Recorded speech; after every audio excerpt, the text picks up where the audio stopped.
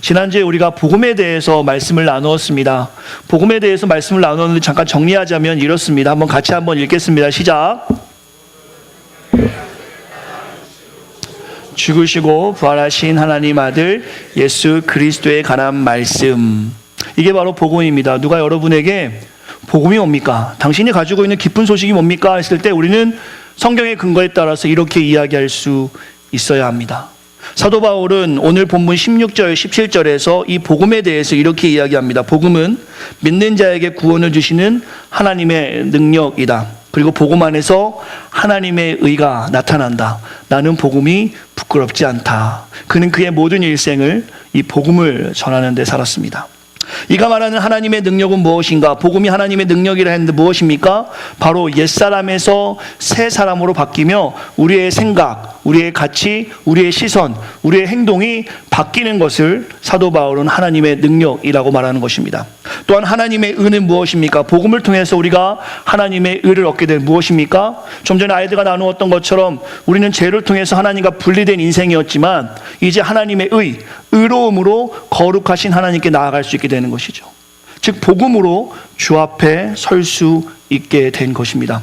사도 바울은 복음으로 하나님의 능력, 복음으로 하나님의 의를 얻었다는 것을 그는 분명하게 고백하면서 그의 인생을 복음의 힘에 합당한 인생으로 살아갔습니다. 저는 오늘 말씀의 제목을 이렇게 정해보았습니다. 삶에서 경험하는 복음의 힘. 지난주에 말씀의 제목이 복음의 힘이었습니다. 우리가 머릿속으로 너무나 잘 알고 있는데 정말 삶에서 이것들을 경험하고 살아가고 있는가?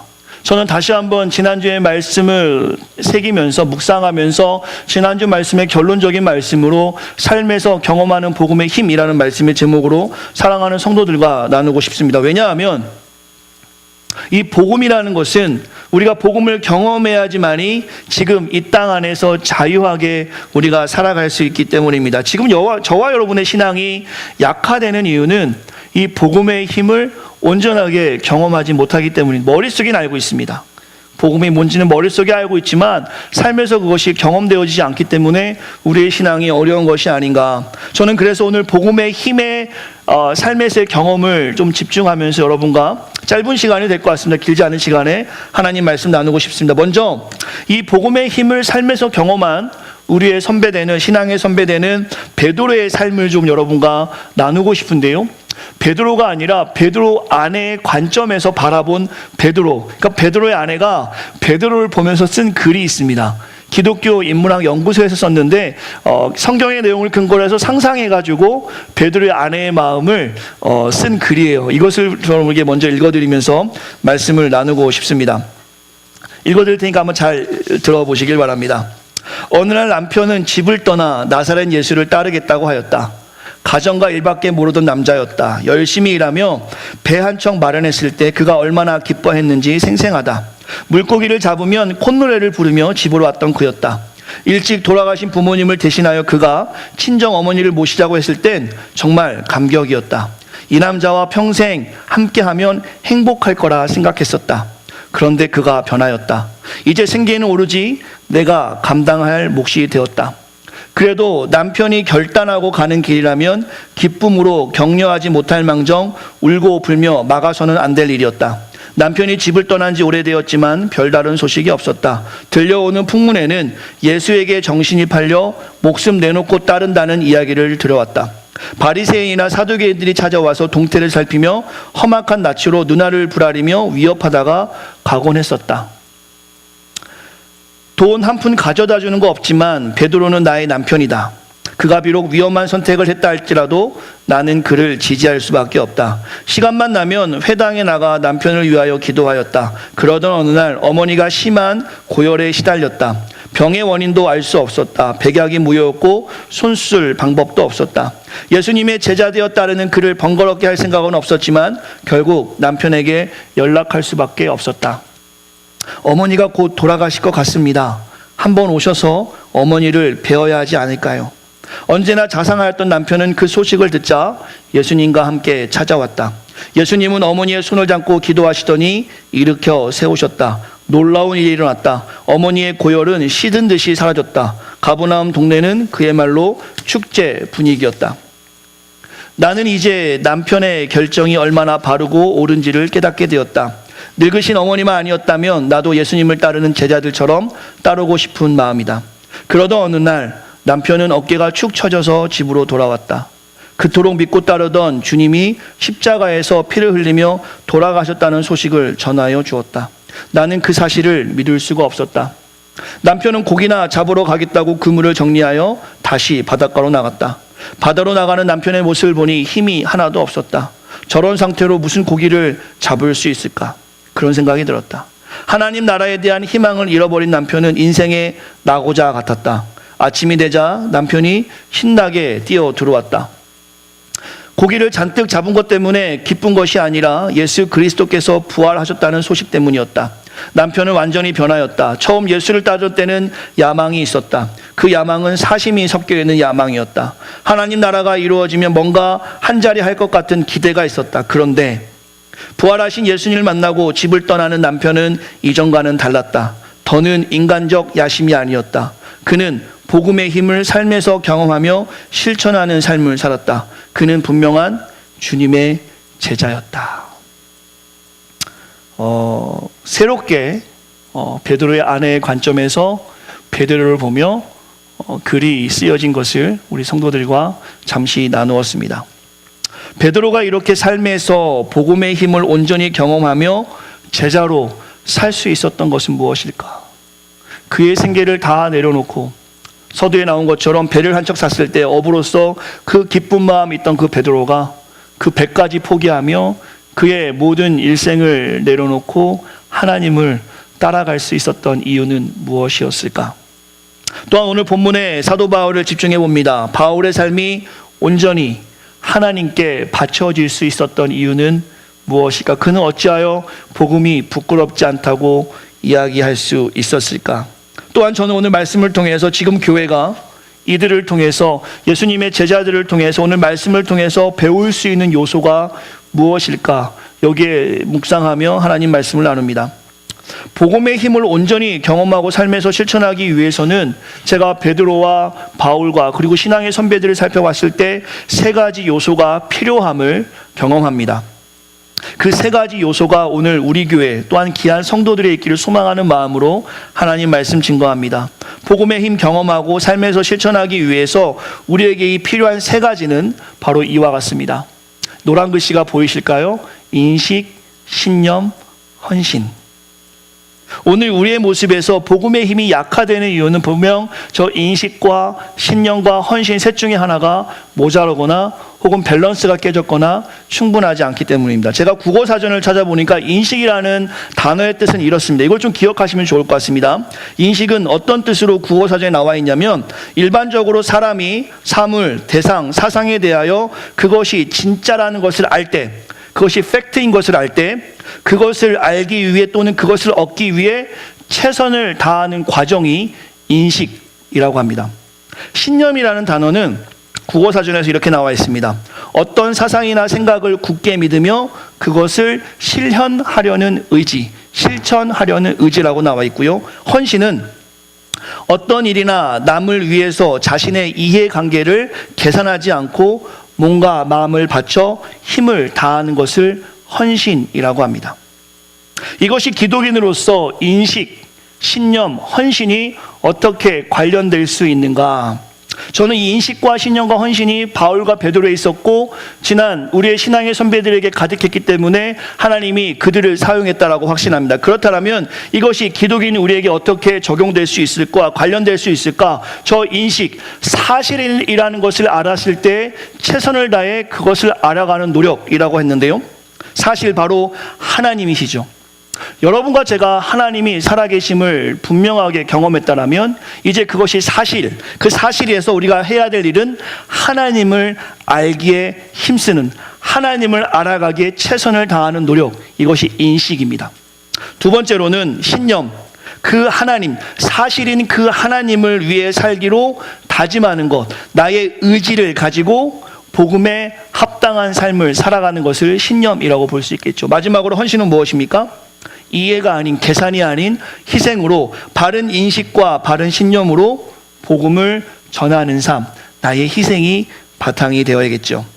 이 세 가지, 복음에 대한 인식, 복음에 합당한 삶의 신념, 그리고 복음을 전하는 삶의 헌신, 이 세 가지가 오늘 우리에게 바로 정립되었을 때 하나님의 일을, 즉 복음의 힘을 삶에서 신바람 나게 경험하며 할 수 있습니다.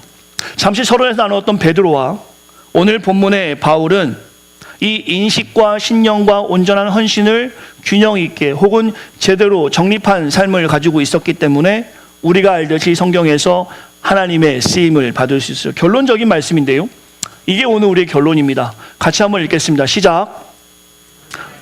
최선을 다하는 인식과 그 하나님을 위해 내 모든 의지를 바치는 신념, 그리고 그 인식과 신념을 지키기 위해 희생을 감수하는 헌신이 있어야 삶에서 복음의 힘을 경험하는 하나님의 제자가 됩니다.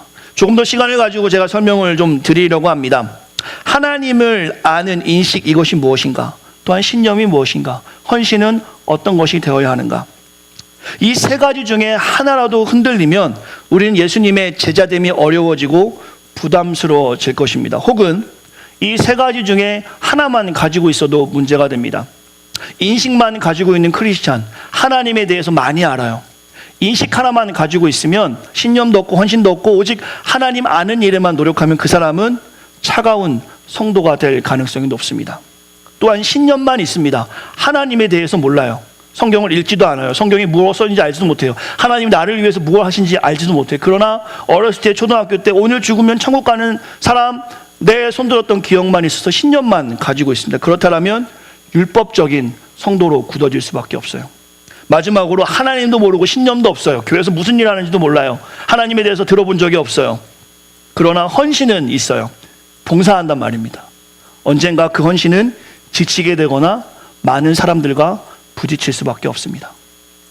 오늘 우리가 인식, 신념, 헌신, 이 세 가지가 여러분에게 있는지, 온전하게 정립되어 있는지, 믿음의 깊은 연륜을 가지신 분들은 우리에게 왜 복음의 힘을 경험하지 못하고 사는지 오늘 이 세 가지 중에 하나하나를 깊이 묵상해 보시면서 자신에게 좀 도전이 될 수 있는 시간이 되었으면 좋겠습니다. 또한 믿음 생활을 처음 하시는 분들이 있다면 과연 교회가 무엇인가? 복음이 무엇인가? 한번 고민해보고 생각해 볼 수 있는 시간이 되었으면 좋겠어요. 첫 번째로 복음의 힘을 경험하기 위해서 우리가 가져야 하는 것은 인식입니다.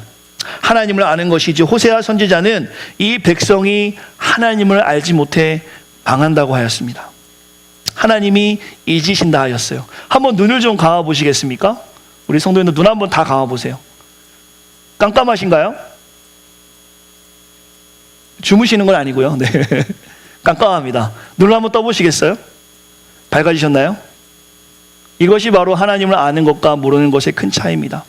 세상에서 우리가 하나님을 알면 이 밝은 세상을 만들 수 있는, 무슨 말이냐면 하나님은 우리에게 세상의 빛이라고 말씀하셨습니다. 여러분과 제가 하나님을 바로 알고 세상에 살아가게 되면 그 눈을 감았을 때의 깜깜함 속에서 우리가 나아감으로 눈을 떴을 때 밝아지는 것처럼 우리의 인생이 세상에서 사용될 수 있어요. 그러나 우리가 하나님을 알지 못하면 좀 전에 눈을 감은 것처럼 그 깜깜한 세상에서 우리가 아무 역할도 할 수가 없습니다. 여러분과 제가 하나님을 알지 못하면 하나님이 우리를 잊으신다고 하셨어요.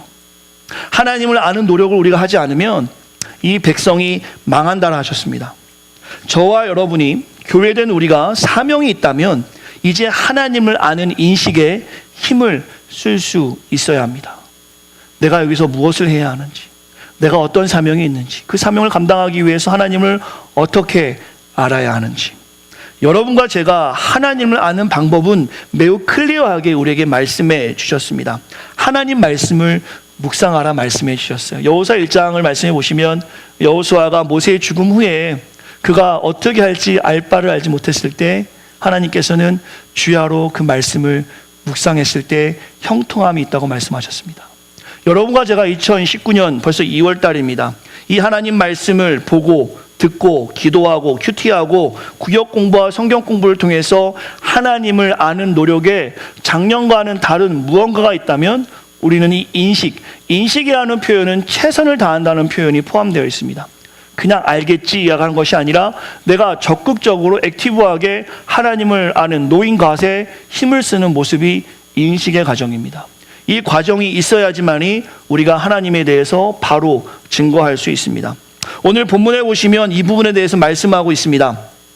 오늘 본문 지난주에 나누었지만 1장 2절, 3절, 4절에 보시면 그 복음에 대해서 설명하고 있는데요. 2절은 뭐라 말씀하시냐면 이 복음은 하나님이 선지자를 통해 그의 아들에 관하여 성경에 미리 약속하신 것이라 라고 말씀하고 있습니다. 즉 우리가 하나님을 알아가는 인식을 하려면 이 구약의 말씀, 즉 하나님께서 이미 선지자를 통해서 그의 아들에 관하여 성경에 미리 기록해 주셨습니다.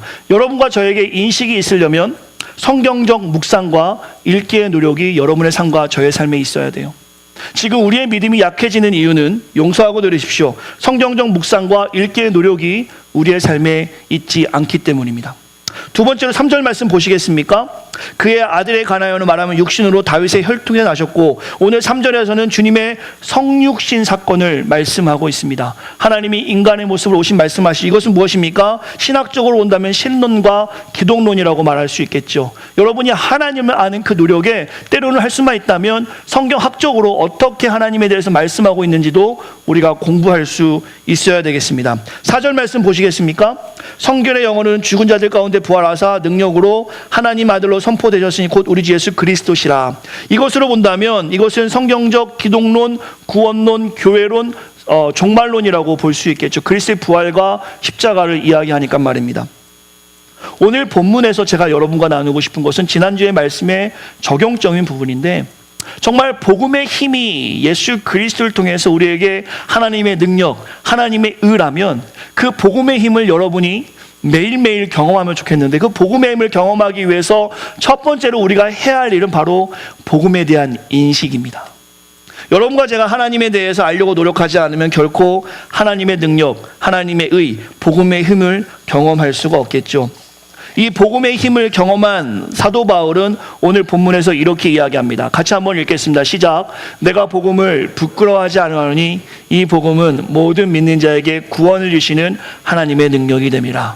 먼저는 유대인, 그리고 헬라인, 하나님의 택한 자들, 하나님이 택하지 않은 자들 또한 이 복음 안에 자유함이 있음을 사도 바울은 그가 만난 하나님의 인식을 통해서 그의 신념을 보여주고 있습니다. 신념이 뭡니까? 그의 의지이죠. 내가 이제 복음을 부끄러워하지 않겠다. 오늘 사도 바울이 가졌던 그 복음의 인식은 무엇입니까? 제가 이렇게 도표로 만들어 보았습니다. 뭐죠? 모든 사람은 죄인이다. 로마서 3장 23절에 모든 사람은 죄인이라고 고백합니다. 그리고 로마서 6장 23절 말씀 보시면 죄의 삭은 사망입니다.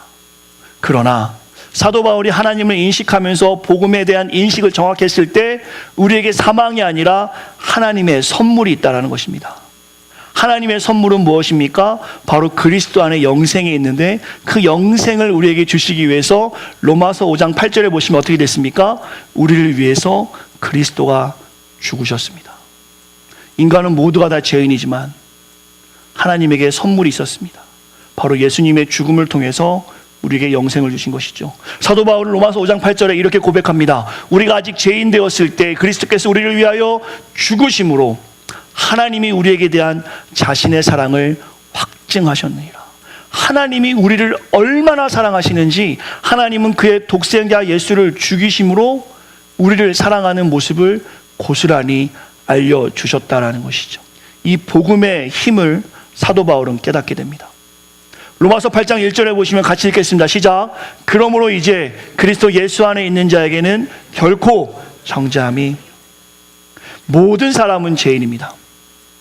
모든 사람은 죄로 인해서 사망에 이르게 되지만 하나님의 선물로 그리스도 안에 있기만 하는 자는 결코 정죄함이 없습니다. 죄가 없다는 것이죠. 이것이 사도 바울이 복음의 인식으로 깨닫게 됩니다. 그는 이러한 인식으로 하나님을 바로 보았을 때 오늘 본문에 보시면 복음을 부끄러워하지 않는 신념으로 그는 복음을 위해 살아갑니다. 복음에 합당한 삶을 살아가는 것이죠. 사랑하는 성도들이 이러한 마음을 가지고 오늘 주 앞에 나아가길 원합니다. 오늘 우리에게 바른 인식, 하나님에 대한 바른 복음의 인식이 있을 때 바른 신념이 생깁니다. 이것은 단계적인 일은 아니지만 바른 인식이 없으면 바른 신념도 생길 수 없다는 것을 고스란히 우리가 알 수 있겠죠. 오히려 하나님을 잘 알지 못하고 신념만 가지고 있으면 교회를 혼란하게 합니다. 하나님의 뜻도 모르면서 오히려 교회 안에서 신념만 있으니까 뭐 이런 얘기가 맞는지 모르겠습니다.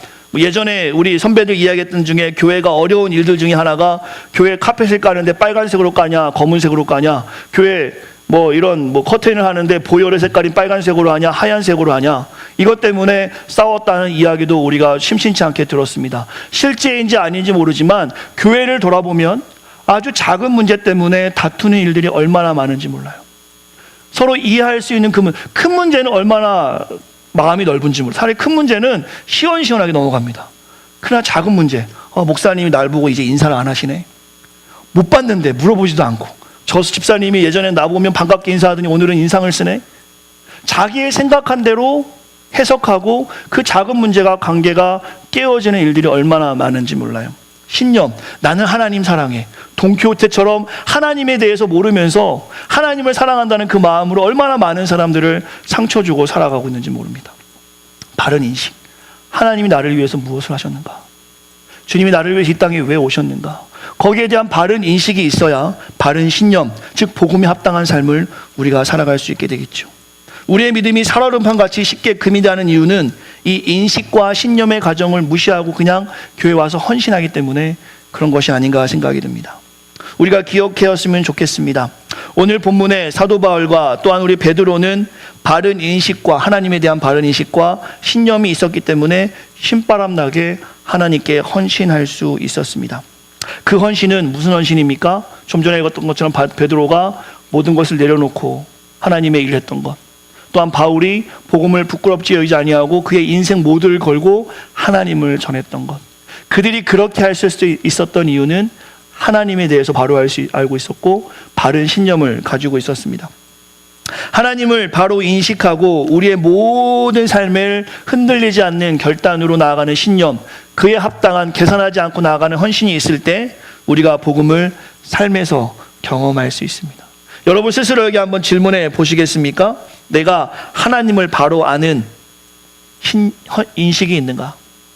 내가 그 하나님을 바로 알고 바른 신념으로 복음에 합당하게 살아가고 있는가? 그리고 내 삶에 있어서 그 복음을 전하기 위해서 계산하지 아니하고 희생하는 헌신이 있는가? 이것이 오늘 본문의 바울이 오늘 본문에서 주시는 복음을 부끄러워하지 않는 그의 믿음의 상태를 분명하게 보여줍니다. 말씀을 마무리하고 싶습니다. 길지 않는 말씀이라 말씀을 드렸죠. 오늘 우리가 말씀을 통해서 확실히 하고 싶은 것은 여러분과 저에게 바른 인식과 바른 신념과 바른 헌신이 장착되어져 있는가, 정립되어져 있는가에 대한 말씀입니다. 말씀의 결론에서 이런 이야기를 드리고 싶어요. 부부 사이를 보면 이 부분에 대해서 우리가 충분히 이해할 수 있을 것 같습니다. 혹은 연애하시는 분들은 연애의 생각을 하면 좋을 것 같죠. 아무리 아내를 위해 헌신하려 해도 아내에 대한 인식, 아내를 잘 모르면 올바른 헌신할 수 없죠. 아내의 마음을 몰라주는 남편이 되는 것입니다. 나는 최선을 다하고 있는데 아내에 대한 인식이 없으니까 자꾸 방향이 삐뚤어지는 것이죠.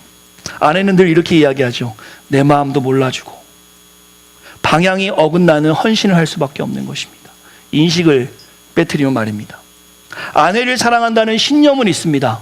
당신을 사랑해. 말은 1000번, 10,000번 하지만 그 사랑을 실천하는 헌신이 없으면, 희생이 없으면 아무리 신념이 강해도 온전한 사랑할 수 없는 것이죠. 이것은 오해가 가득한 사랑이 될 것입니다. 마치 스토커와 같은 무서운 집착이 되는 것입니다. 마지막으로 아무리 아내를 잘 알아도 인식하여도 아내를 사랑한다는 신념도 없고 그에 따른 헌신이 드러나지 않으면 그 사랑 온전할 수 없죠. 아내는 늘 외롭게 되어 있습니다. 오늘 나눈 인식과 신념과 헌신은 우리 제자들에게, 예수님의 제자들에게 복음의 힘을 경험하는 매우 중요한 요소가 되는 단계입니다. 이러한 인식과 신념과 헌신이 온전하지 않을 때 스토커와 같이 그냥 주님께 집착하게 되는 것입니다. 혹은 주님과 다른 방향으로 나아갈 수밖에 없겠죠. 혹은 주님을 외롭게 하는 사역으로 인간의 이름만 높여지게 되는 것입니다. 지금 이 문제가 이 땅의 교회에 있는지, 혹은 여러분의 신앙에 있어서 여러분의 신앙이 살얼음판 같이 어려운 일이 있을 때마다 금이 갈라지는 것은 아닌지 이 시간에 생각해 볼 수 있는 사랑하는 우리 성도가 되었으면 좋겠어요. 온전히 하나님이 주신 그 사랑, 하나님의 능력, 하나님의 의, 이것이 우리 삶에서 경험되어지기 위해서는 여러분과 저는 하나님을 알기 위한 노력에 힘을 써야 합니다. 조금 더 질문해 보죠. 여러분이 하나님을 아는 노력을 얼마나 지금 하고 계십니까? 올해 들어서 아직 성경을 한 번도 읽지 않았다면, 한 번이란 말은 시작하지 않은 분들이 이 자리에 계시다면 지금 인식의 가정이 없이 10년만 가지고 이 자리에 앉아 있는 거예요. 하나님을 잘 모르니 하나님의 마음을 읽을 수가 없겠죠. 강한 신념만 있으니 그것은 직잡이 되거나 스토커가 되는 신앙으로 이 자리에 앉아 있는 것입니다. 이 인식을 기반으로 하는 하나님이 나의 주인이다라는 신념을 가지고 있어야 그 바른 인식과 신념에 기반한 헌신, 주님 위에 살 수 있는 삶이 되는 것입니다. 가랑비에 옷 젖듯이 교회를 그냥 다닌다고 해서 성도가 되는 것이 저는 아니라고 생각합니다. 이 하나님을 아는 인식, 바른 신념, 바른 헌신이 갖춰지지 않으면 교회는 무너질 수밖에 없어요. 여러분이 지금 보고 있는 교회의 안타까운 모습들은 이 세 가지 중에 하나가 불균형적이거나 밸런스가 없거나 부족하거나 모자르기 때문에 일어나는 일들이 아닌가 생각합니다. 우리 새생명 공동체는 2019년에 이 인식함, 하나님이 누구인지에 대해 많이 집중하고 싶습니다. 하나님이 누구시기에 이 땅에 나를 위해 독생자를 보내주셨는가? 그 독생자가 나를 위해 한 일이 무엇인가? 그가 나를 위해 한 그 일 때문에 내가 어떻게 되었는가? 이제 나의 삶은 어떻게 살아가야 하는가? 내 인생에서 아직 버리지 못한, 하나님이 기뻐하지 못하는 검은 마음은 무엇인가? 하나님은 나를 사랑하여서 독생자 예수 그리스도를 보내주셨는데 내가 그것을 인식하지 못하고 여전히 내 삶에 내가 주인이 되어 살아가고 있는 것은 아닌가? 혹시 주변을 돌아보면 내가 하나님의 사랑을 알지 못해서 돕는 인생이 아니라 상처 주는 인생으로 살아가고 있는 것은 아닌가? 내 남편에게, 내 아내에게, 내 자식에게, 내 동역자들에게. 오늘 사랑하는 성도들이 복음의 힘을 삶에서 경험하기 위해서는 내가 정말 하나님을 바로 알고 있는가 질문해 볼 수 있어야 합니다. 그 하나님을 알기 위해서 나는 지금 어떤 노력을 하고 있는가 질문해 볼 수 있어야 합니다. 내가 정말 하나님을 사랑하는가 질문해 볼 수 있어야겠죠. 그 하나님을 사랑함으로 나는 어떤 의지적인 결단을 내 삶에서 하고 있는가? 마지막으로 나는 헌신하고 있는가? 그 헌신은 계산하지 않는 희생이 들어간 헌신입니다. 이 세 가지의 질문에 Yes I do, Yes I do, Yes I do 라고 한다면 여러분은 오늘 여러분의 삶에서 복음의 힘을 매 시간, 매 초 경험하고 살아갈 것입니다. 하지만 이 하나님을 아는 지식, 하나님을 고백하는 신념, 그 고백에 따른 합당한 삶이 여러분 삶에 이어지지 않는다면 우리의 신앙생활은 여전히 부담이고 여전히 힘들고 여전히 불편할 것입니다. 복음으로 자유케 됐는데 왜 우린 여전히 힘들고 여전히 부담이고 여전히 어려운 겁니까? 하나님이 전능하지 못해서입니까? 그렇지 않습니다. 하나님은 이미 우리에게 자유함을 주셨는데 우리가 하나님을 잘 알지 못해서, 혹은 바른 신념을 가지고 살아가지 못해서, 혹은 희생이 담긴 헌신이 없이 계산하는 삶을 살고 있으니까 우리의 신앙이 계속해서 부담스럽고 계속해서 어려운 것이 아닌가. 복음은 자유함입니다. 오늘 본문에 보시면 하나님의 능력이라 말씀했습니다. 그 하나님의 능력, 이것은 우리를 자유케 하는 능력입니다. 얼매임에서 자유함을 주시는 능력이죠. 저는 새생명 공동체가 그렇게 살아가기를 간절히 축원합니다. 오늘 본문을 통해 적용할 교훈을 세 가지로 정리해 보았습니다. 같이 읽겠습니다. 1번 시작. 바로 인식하십시오. 2번, 3번,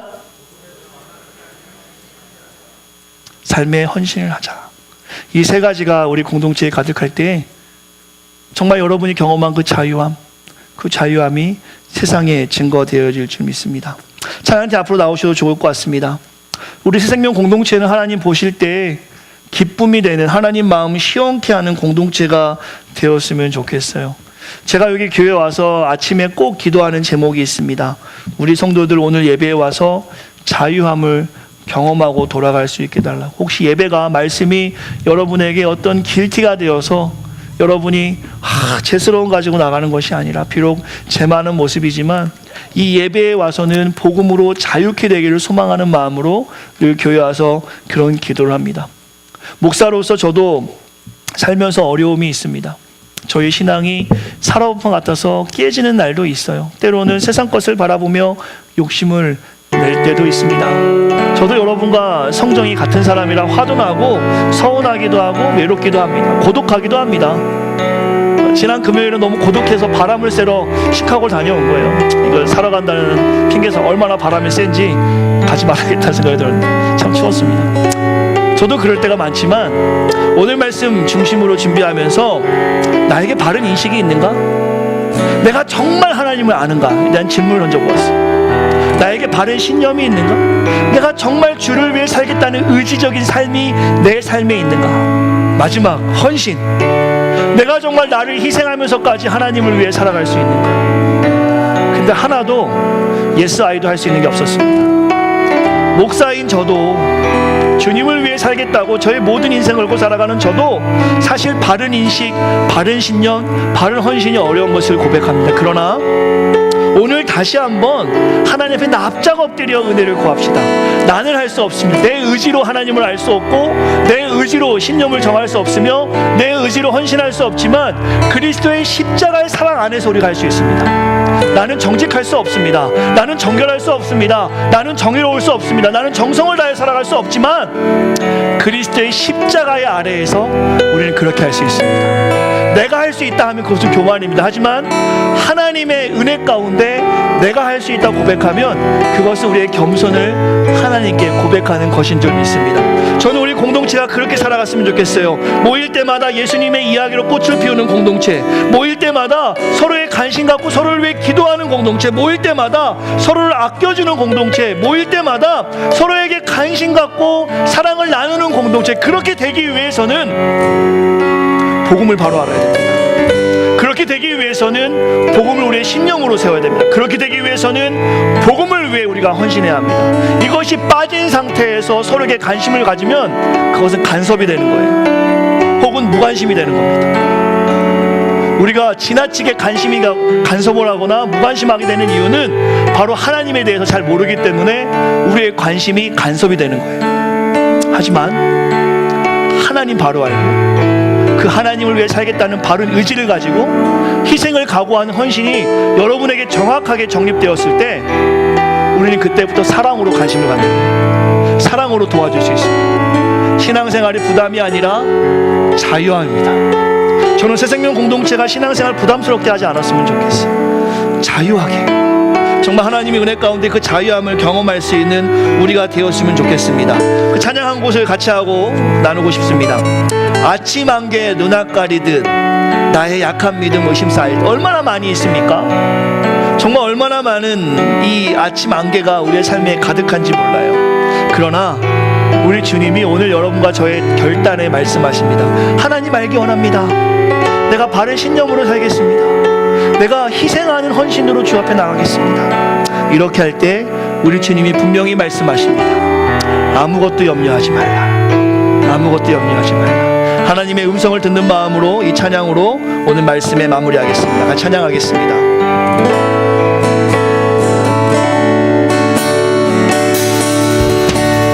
아침 안개 눈앞 우리 신실하게 고백합시다. 나의 약한 믿음 의심 쌓일 때 너무나 많이 있습니다. 약한 믿음 의심 쌓일 이때 우리 주님께서 부드럽게 다가오시며 말씀하십니다. 부드럽게 다가온 주의 음성 아무것도 염려하지 말라. 아무것도 염려하지 말라. 빗줄기에 바위 페이드 빗줄기에 우리의 삶에 캄캄한 일들이 너무나 많이 있습니다. 우리의 소망이 사라져갈 것 같은 그런 안타까운 상황도 많이 있습니다. 그때마다 우리 주님이 말씀하십니다. 고요하게 들리는 주의 내가 너를 사랑하노라. 아멘. 내가 너를 사랑하노라. 외로움과 방황 속에서 외로움과 방황 속에서 주님 앞에 나아갈 때에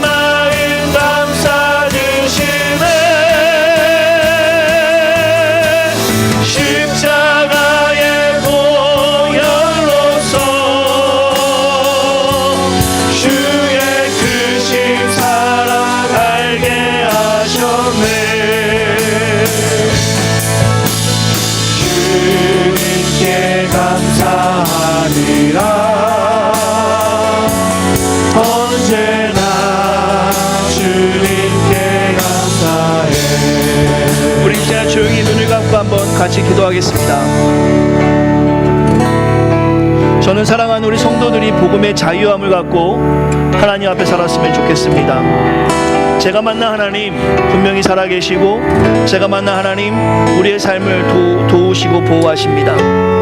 외로움과 방황 속에서 여러분이 주님 앞에 나오기만 하면, 주님 앞에 나와 부르짖기만 하면 그 위로의 하나님이 우리의 삶을 위로하시는 줄 믿습니다. 상한 여러분의 마음 하나님께서 감싸 주시는 줄 믿습니다. 바람 앞에 꺼지는 등불 같지만, 상한 갈대와 같이 꺾여진 모습이지만 하나님은 그 모습 그대로를 우리를 사랑하십니다. 이 사랑함을 경험할 수 있는 우리 공동체가 되기 위해서는 오늘 말씀을 기억하시길 바랍니다. 하나님을 바로하는 노력, 하나님을 위해 살겠다는 신념, 희생을 각오한 헌신, 이 세 가지의 단계가 밸런스 있게 우리 앞에 정립되었을 때 우리가 하나님의 제자가 되는 것입니다. 이 시간에 조용히 한번 눈을 감고 내 안에 부족한 부분이 무엇인지를 한번 기억해 보시면서 기도하면 좋겠습니다. 하나님을 아는 노력이 부족할지, 혹은 내가 신념만 가지고 살아가는 것은 아닌지, 내 안에 헌신이 없는 것은 아닌지, 이 시간에 한번 자신의 삶을 바라보시면서 조용히 기도하며 말씀을 마무리하고 제가 기도하고 축도를 마치겠습니다. 조용히 한번 1분 정도만 같이 기도하겠습니다.